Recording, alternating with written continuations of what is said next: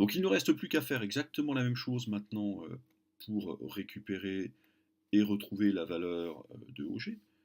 Donc on peut écrire que or la vitesse c'est la dérivée de la position par rapport au temps. Donc la position variant c'est aussi une variable du temps. Donc ça veut dire qu'on va intégrer, on intègre la vitesse. Et ça me donne OG qui a pour coordonnées x et z. Alors on va essayer d'être précis. Regardons ce qui est au-dessus. La dérivée de x sera donc Vx, une constante. Donc Vx est une fonction linéaire du temps. Donc Vb cos alpha, donc un signe multiplié ici, hein, évidemment, hein, cos alpha t, plus une certaine constante. Allez, je l'appelle K3 pour la différencier de précédemment. Et z, alors quand je dérive, ça doit me donner une fonction linéaire du temps. Alors c'est là que c'est un petit peu compliqué. Donc j'ai forcément un t carré, ici, avec un g devant, et le signe moins, et puis évidemment j'ai moins 1,5 ici. Ce qui fait que quand je vais dériver 1,5 de gt carré, la dérivée ça va être 2 fois moins 1,5 fois g fois t, autrement dit, moins g fois t. Plus j'intègre la constante, c'est une fonction linéaire du temps, Vb sinus alpha t, plus K4, une constante d'intégration. Il ne me reste plus qu'à déterminer mes constantes d'intégration, donc je vais regarder ce qui s'est passé ici à t égale 0. Donc à t égale 0, eh bien OG de 0 était égal à O. Alors là je vais regarder sur mon schéma. Où était ma balle à t égale 0 ? Ma balle était en B. Donc mon vecteur position est égal au vecteur OB. Bon, vous pouvez peut-être simplifier les notations évidemment ici, mais j'essaye de faire la démonstration la plus rigoureuse possible. Donc c'est égal à OB. On traduit ça en termes de coordonnées, les coordonnées sont égales. Donc x de 0 qui est égal à Vb cos alpha fois 0 plus K3 est égal à la coordonnée x du vecteur OB. On l'a décrite dans la première question, c'est égal à 0. C'est ce qu'on avait écrit ici. xb, pardon, est égal à 0, yb va être égal à h. Donc on va faire exactement la même chose.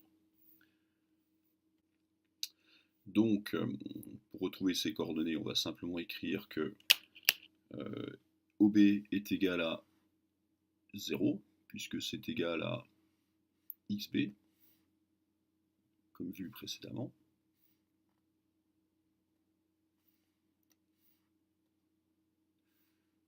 Est égal à xb. Y de 0, alors c'est légèrement plus compliqué, mais enfin comme le temps est égal à 0, il y a beaucoup de termes qui vont partir, donc moins 1,5 de g fois 0 carré plus Vb sinus alpha 0 plus K4 est égal à h.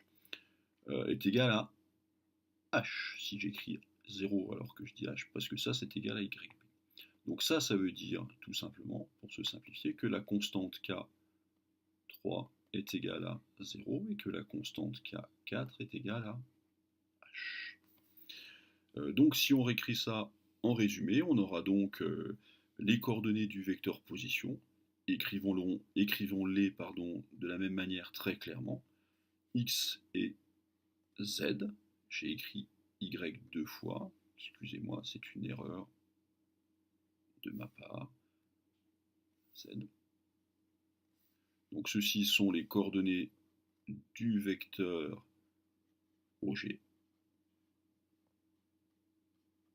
Donc x sera égal à, on l'a vu juste au-dessus, Vb sinus alpha t plus 0, inutile de l'écrire, et z sera égal à moins 1,5 de g fois t au carré plus Vb sinus alpha, alors évidemment j'ai fait une erreur ici, cosinus alpha, désolé, sinus alpha t plus h, puisque ici il y a une constante, on partait de h.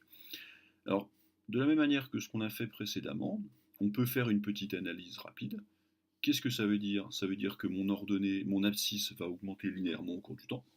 Donc la balle va progresser horizontalement de manière régulière, entre guillemets, et que verticalement, en gros, je vais avoir une forme qui va être parabolique. Une parabole démarrant de h, et puis qui va finalement être orientée vers le bas, puisque j'ai un signe moins ici devant le coefficient au carré. Et donc c'est ce qu'on va retrouver sur le graphique, puisque la trajectoire de ma balle, alors je vais essayer de faire ça à peu près proprement, on va prendre une autre couleur. Donc la trajectoire de ma balle qui est tangente initialement au vecteur vitesse ici, tac, sera une parabole, si j'arrive à la dessiner. Je vais réussir à la dessiner peut-être. Voilà, ce sera une parabole, et puis on espère qu'elle va passer par le panier.